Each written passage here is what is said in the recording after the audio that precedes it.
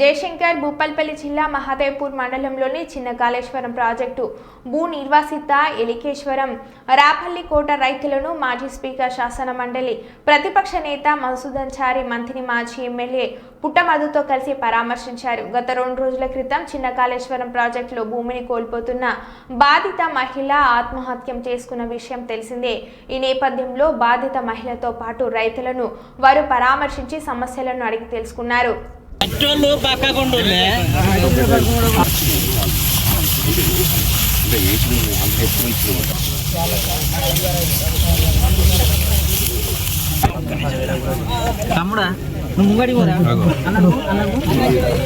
వెంకీ ఒక ఫోటో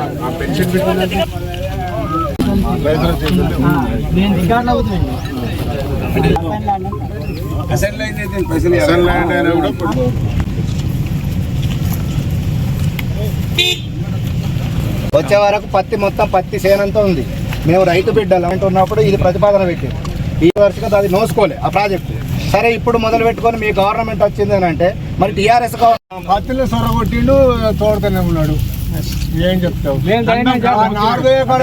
మీ భూమికి పైసలు పడ్డాయా?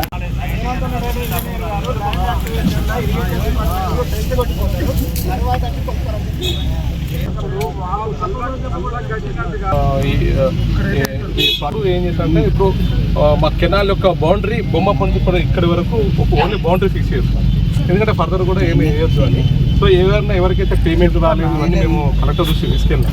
నెంబర్ 1 20-30 ఏళ్ళు 10 ఏళ్ళు అయిందంటే 10 ఏళ్ళు అయిన తర్వాత అనేక మార్పులు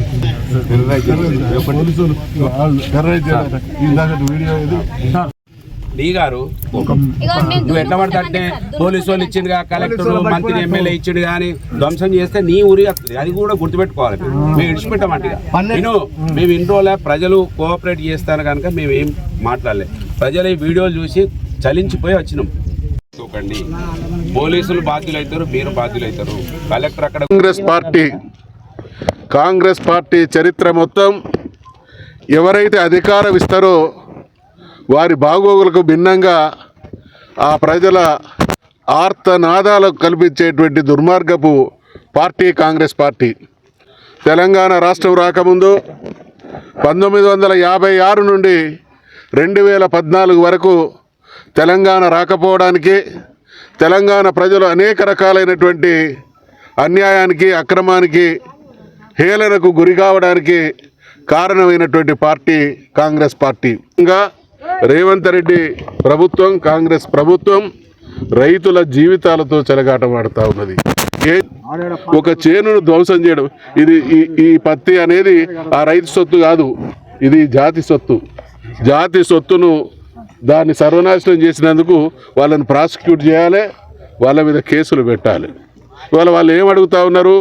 మాకు నష్టపరిహారం అందలేదు, మాకు అన్యాయం జరుగుతూ ఉన్నది, పోలీసుల ద్వారా అరిచివేసేటువంటి ఈ దుర్మార్గం ఏంది, మాకు న్యాయం చేయండి అనేటువంటి మాట మాట్లాడితే అసలు రైతులు ఆ మాట మాట్లాడాల్సినటువంటి అవసరం రాకుండా ముందు రైతులను కాన్ఫిడెన్స్లోకి తీసుకొని ఈ భూమి ఎవరిది, వీళ్ళ నష్టపరిహారం ఏంది, వీళ్ళ చరిత్ర ఏంది, వీళ్ళని ఏ రకంగా ఆదుకోవాలి, చట్టాలు ఏం చెప్తున్నాయి, చట్టాలకు తోడు మానవత్వంతో వీళ్ళను ఏ రకంగా ఆదుకోవాలనేటువంటి కనీస ఇంగిత జ్ఞానం ఉండాలి.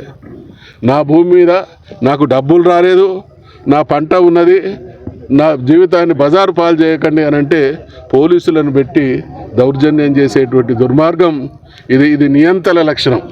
తెలంగాణలో ఏ ప్రజలైతే ఓట్లేసి అధికారంలోకి రావడానికి కారణమైనలో ఆ ప్రజల పట్ల నియంతృత్వ వైఖరి కొనసాగుతున్నటువంటి రేవంత్ రెడ్డి పాలన, స్థానిక శాసనసభ్యుల తీరును ఖచ్చితంగా తెలంగాణ ప్రజలు ఎండగడతారు, ప్రజలు క్షమించరు. ఖచ్చితంగా ఈరోజు ఈ చిన్న కాళేశ్వరం ప్రాజెక్టు కాలువ కింద అన్యాయానికి గురవుతున్నటువంటి ఈ రైతుల సమస్య వాళ్ళది మాత్రమే కాదు, బీఆర్ఎస్ పార్టీ సమస్యగా మేము సీరియస్గా తీసుకుంటాం అనేటువంటి